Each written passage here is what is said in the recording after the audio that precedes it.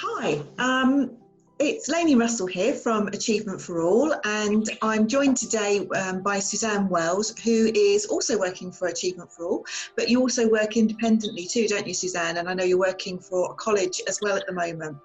And Suzanne and I thought we'd have this chat because the other day we were talking about the difference between getting used to working at home when you've been used to working in a sort of loud, noisy environment or an office. And we thought, particularly at this time, lots of people are probably struggling and wondering, what do I do to make this work? So we thought we'd have a chat.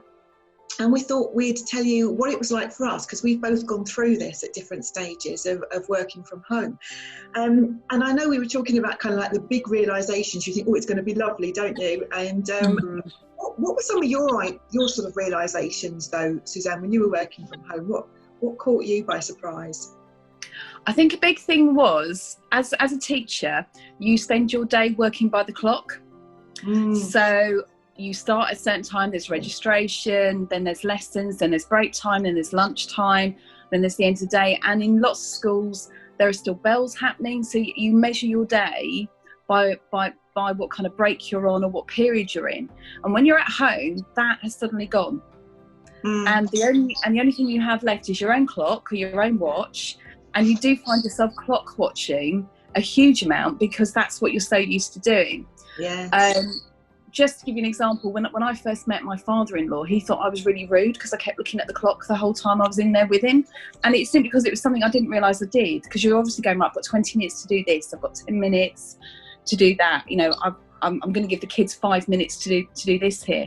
So suddenly being in the house on your own was really weird because I didn't have that bell telling me, right, it's time to move on now, or kids coming in and out telling me it's time to move on now. So that was really weird to get used to. And along with that was the silence. Absolutely, yeah. As you've just said, you know, schools, colleges, they are such busy places. There is noise happening all the time. People are in and out all the time. So with that, I tend to find I have the TV on or I have a radio on now all the time. Yeah, I do a lot as well. Yeah, because I just can't cope with that silence. And so that also then made the day seem to drag longer because it was quiet. So it's about making sure that I've got that noise to make the day go faster as well. And I think that human interaction, because, you know, I've always worked in a college and they're very busy places. So no matter where you go or where you walk, you're always going to speak to somebody or nod at somebody, and there's people everywhere. And I think that was one of the things that I found the hardest, was I was sitting here alone and felt very alone. And you have to get into a different headspace, don't you? Very much so. Yeah, your whole mindset has to change. And along with that mindset, it is that whole thing about guilt. Because if I'm not sitting in front of my laptop working for that full 8 hours, someone's going to find out, someone's going to know that I've nipped out and gone to the post office, or I've done something like that because I've put a load of washing on. You know, that kind of thing. Because it was that kind of thing I absolutely loved when I started working from home, was the fact I could put a wash on, could hang it out. It's those simple pleasures. But it was very difficult to lose that guilt. And I honestly think it took me a good 6 months to actually lose that. And realise that actually, because I work from home, I tend to switch my laptop on at 7:30.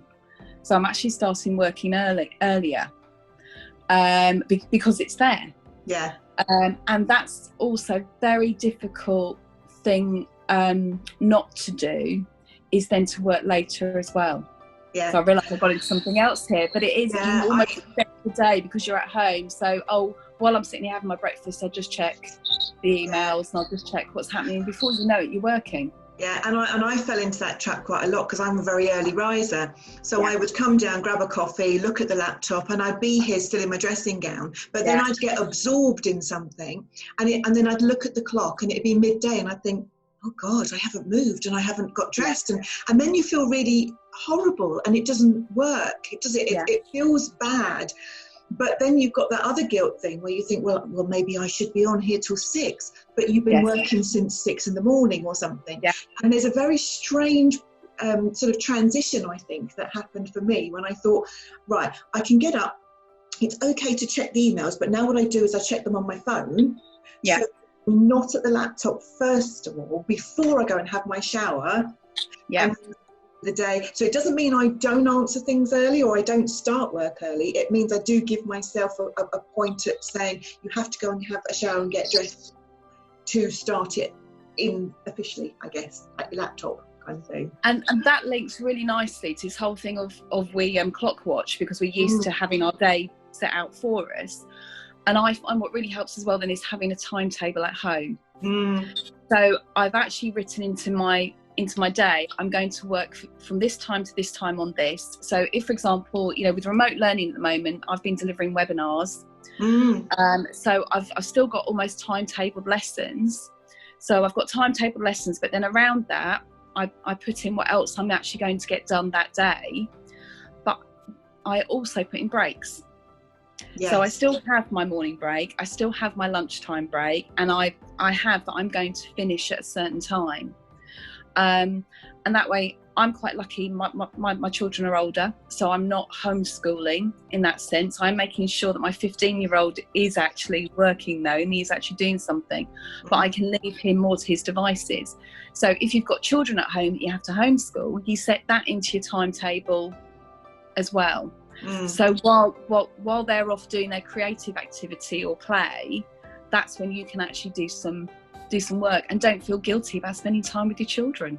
Yeah, and I think that's what a lot of people are really struggling with, is having their children at home, isn't it? Yeah. I mean, like you, I'm very lucky now because my son is almost 17, so he's very self-sufficient, and self-isolation is a natural habit for a 17-year-old, you know. Oh, absolutely. So I've got no problems. I've got no problems with that, other than he might come down and interrupt, you know, when we're talking. But but actually, when I used to work from home when he was little, that's really challenging, challenging. So I think you're right. If they're old enough to put them in the plan in that way, because they can do self-directed activities, then that's great, because you can do that. But yes, I think you don't be guilty. Don't feel guilty that you spend time with your children as well as do your work. And actually, it is a balancing act, isn't it? Yeah, very much so. But that's no different than when you're at work, really. Yeah, it's just it's a different twist on it. Yeah, but you're balancing everything within the four walls, aren't you? Yeah. And then we thought we'd end this really by talking about a point that we were making about your own mental well-being and mental health in all of this, because you know, people say have a routine and get up and all the rest of it, but actually there's something about your thought processes need to change as well, don't they? And those breaks aren't just a case of I need to eat or drink or go to the toilet. They're actually for your own well-being as well, aren't they? And we were having a bit of a chat about that, and so just sort of talk about a little bit, if you can, about how did you manage your mental health and well-being? Because I certainly had to do it by getting some fresh air. Yeah, no, same here. I mean, even just saying, right, I'm going to do half an hour in the garden.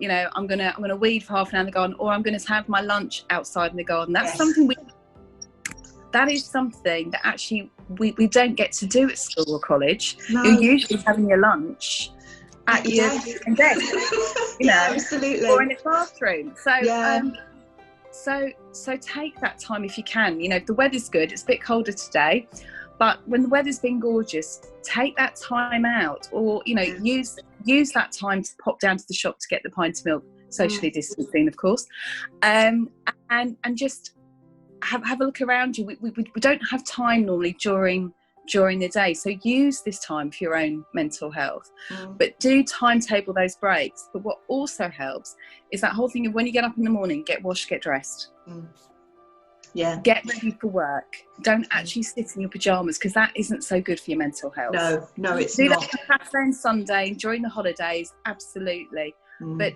you're kind of tricking your brain into thinking, I've got somewhere to go, I've got something to do. By doing that, and you will feel so much better for it. Yeah, I agree.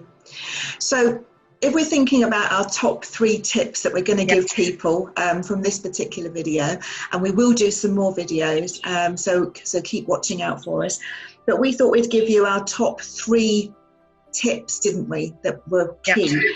And one of them was to make sure you timetable your day. Absolutely, with breaks. With breaks. Yeah. We also said just what you said: get up, get washed, get dressed, trick yourself into thinking there is meaning in this day. Absolutely, and it might help you remember what day of the week it is as well. Ah, now therein lies a problem.